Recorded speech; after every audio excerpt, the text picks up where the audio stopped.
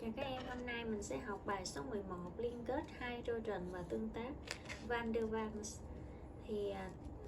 Bài này thì chúng ta sẽ tìm hiểu về các loại liên kết này ảnh hưởng đi như thế nào đến giải thích cái tính chất của các chất nha. Thứ nhất là chúng ta đi tìm hiểu cái liên kết hydrogen. Liên kết hydrogen là gì thì ở đây chúng ta xét các cấu trúc của H2O với lại H2S.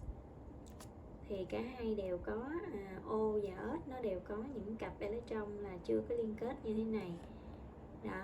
Thì giữa H và O nó có sự chênh lệch cái độ âm điện, và giữa H và S cũng có nhưng mà nó nhỏ hơn, vì cái độ âm điện của O thì nó lớn hơn S.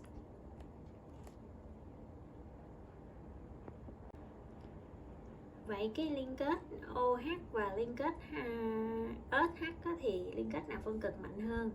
Thì mình xét dựa vào cái độ âm điện á, thì mình thấy được cái liên kết HO là cái độ phân cực là nó mạnh hơn, do là S cái độ âm điện nó không có chênh lệch nhiều với H ha. Lý do là vậy, chúng ta giải thích như thế. Vậy cái liên kết hydrogen này được hình thành như thế nào thì chúng ta quan sát những cái hình này. Hình 11.2 là liên kết hydrogen giữa các phân tử nước, thì chúng ta sẽ thấy là biểu diễn bằng những cái dấu 3 chấm như thế này chính là liên kết hydrogen giữa H này ở đâu? H này là do cái độ phân cực của liên kết OH nè, thì cái H này nó sẽ có một cái phần hơi bị dương, điện tích nó hơi dương, thì nó sẽ liên kết với cái O này là nó có cặp electron mà chưa liên kết ha, thì nó sẽ hình thành nên một cái liên kết gọi là liên kết hydrogen. Liên kết này yếu thôi cho nên biểu diễn bằng cái dấu 3 chấm.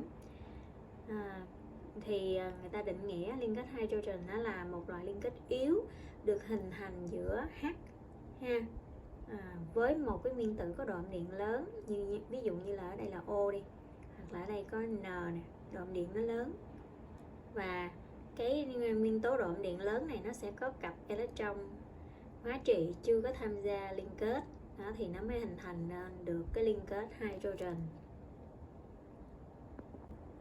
Rồi như vậy liên kết hydrogen nó có vai trò như thế nào? Thì nước nó có cái thể có tạo ra cái liên kết hydrogen, cho nên là dẫn đến là cái gì?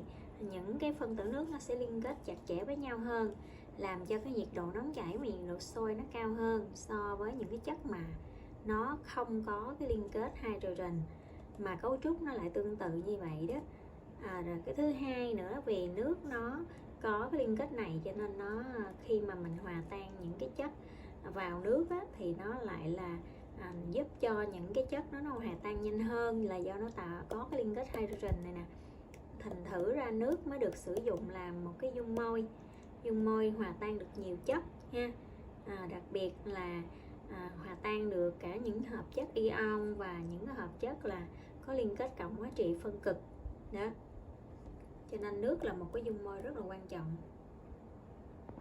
Vậy tóm lại là do nhờ có liên kết hydrogen đó mà ở điều kiện thường nước ở thể lỏng mà có nhiệt độ sôi cao hơn. Tiếp theo chúng ta qua phần số 2 là cái tương tác van der Waals. Đầu tiên là mình sẽ thấy ở đây nó có cái phân tử nó có sự di chuyển electron không ngừng, thì có một lúc nào đó thì electron nó tập trung về một phía thôi, thì cái phía đó này electron nó nhiều, nó sẽ mang điện âm hơn so cái phía còn lại là nó hơi dương. Như vậy thì nó hình thành nên hai cái cực, đúng không? Mình gọi là lưỡng cực, nhưng mà nó chỉ tạm thời thôi, tại vì electron lúc nào nó cũng chuyển động hết trơn á. Và những cái phân tử mà nó có xuất hiện những cái lưỡng cực như vậy nè, nó sẽ làm cho những cái phân tử kế bên đó, nó cũng xuất hiện theo luôn cái lưỡng cực cảm ứng luôn, gọi là cảm ứng là gì đó ở gần nhau đó. Và lúc này nó sẽ hình thành nên một cái mạng lưới lưỡng cực cảm ứng tương tác với nhau, thì lúc này mình gọi đó là tương tác van der Waals.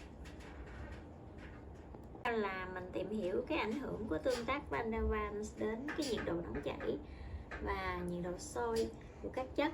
Thì các con quan sát cái bảng này nha, mình đi theo chiều này thì nhiệt độ nóng chảy và nhiệt độ sôi nó tăng dần. Nguyên nhân là giải thích là do cái lực tương tác van der Waals. Tuy rằng là lực này nó yếu, nhưng mà nó lại tăng theo chiều là khối lượng phân tử, và nó làm cho cái nhiệt độ cái nhiệt độ nóng chảy và nhiệt độ sôi nó tăng theo. Khi mà kích thước phân tử, khối lượng phân tử tăng thì cái tương tác này nó tăng theo, và nó kéo theo là cái nhiệt độ nóng chảy và nhiệt độ sôi sẽ thay đổi theo cái tương tác van der Waals.